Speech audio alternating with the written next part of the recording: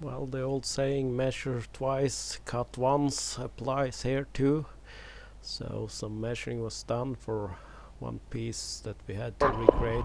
We're actually reclaiming a couple of more pieces. I forgot about that, but and we found a suitable piece for from the structure that was torn down last summer that could be used, and the corner is actually very close to fitting, so, and it was long enough. It will need to be shortened a bit, but for some reason they had not processed the inside whatsoever, so it's all round. So this was just a freehand cut, getting it a little thinner, so it wasn't that problem. We ran into more issues with the sawmill, but more on that later in the video.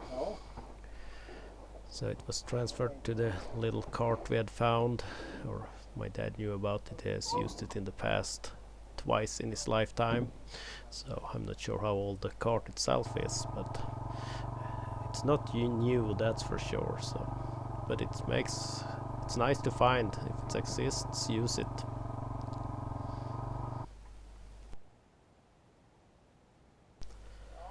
So it was brought down closer to the construction, and the notches for one side were cut, and we needed to, because they have thinned down the logs near where the joints are, and then it was lifted in place.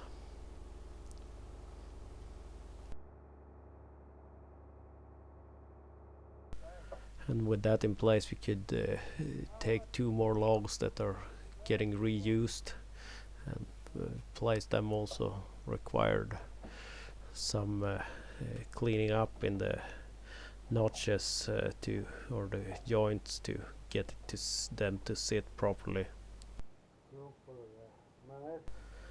My dad had tried to run the sawmill himself, and something is crooked here, so he had actually had the blade touch the metal plates you see on top here, so it was dull.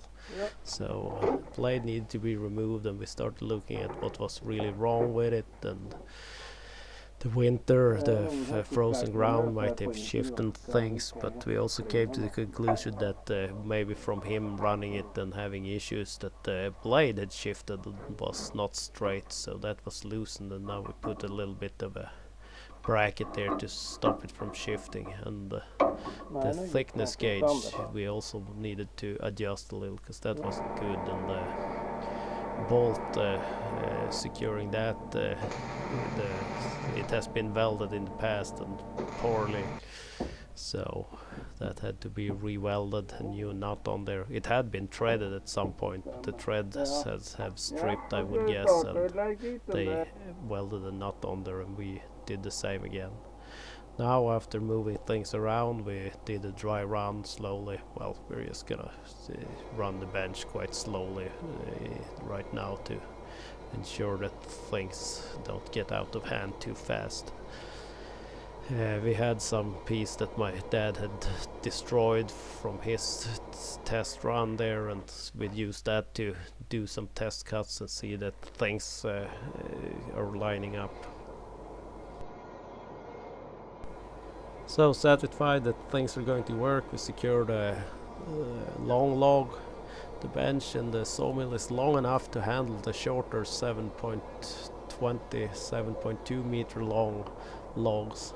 We do have a problem that it wanna skips. It's a cog wheel and cogs underneath the or a sprocket and cogs that kind of wanna skip here and there, and with that run through, we laid on top the part we're gonna recreate to see where the notches, the joints should be. It was a tiny bit too long, so we trimmed it.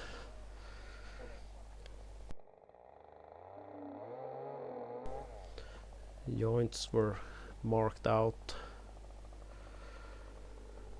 and then we put a little bit of a groove at the bottom side. It turned out to be a little bit on the deep side, but it shouldn't matter too much. And you can see here the old one, the end is trimmed narrower to where the joint is, so we recreated that.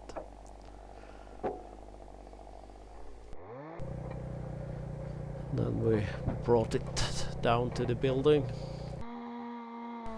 The bark had also been stripped off. I was holding up one end and my dad cut the joint, and then we fired up the excavator to lift it into place. And then we needed to lift it up and down and do a little bit of trimming to get it to seat properly. Upper notches were cut, or well, it's the bottom notch actually, because we're building it upside down, and then we're gonna reclaim 2 more pieces, short pieces here, but I think that's it now. Everything left to do will be done by either reclaimed pieces or fresh logs. So we have a couple more at the north side that's lower right now, so we put another one through the sawmill. May 1st, and we're getting some snow. We didn't really need that, but that's what we got. Good times.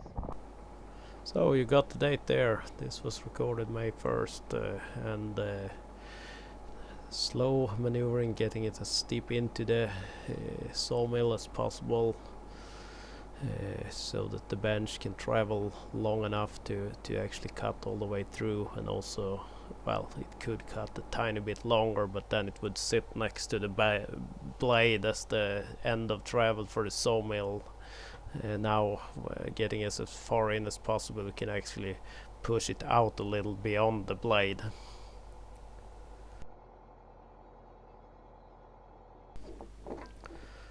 Stripping most of the bark away at the top side. I know there are better tools for this, but axis is what we have right now, and that's what we're using. And then bringing the 2 new logs down, more measuring, cutting notches for the joints. And I know someone will complain that my dad isn't using any protective gear, but try getting him to use that. I dare you. Thinning out, well, it was a little bit too long, so we shortened it, thinning out the ends, and then cutting a little bit of a groove, trying to make it a little bit smaller than last log, and then lifting it one more in place.